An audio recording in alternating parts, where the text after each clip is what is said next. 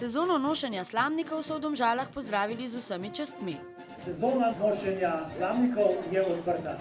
Začetki slamnikarstva v Domžalah segajo v prvo polovico 18. stoletja.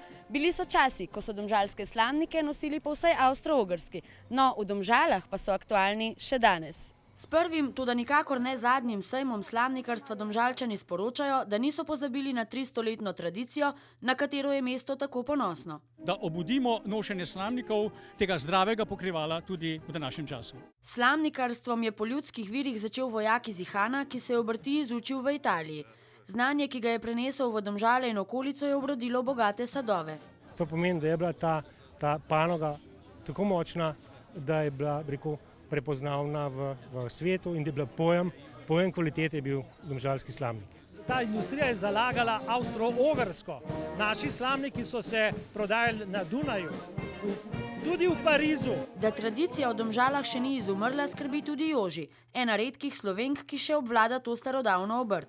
Slamnik lahko se šije v pičlih 5 minutah. Rad vidimo, da gre to naprej, da se bo to ohranilo, ker je domžalska tradicija.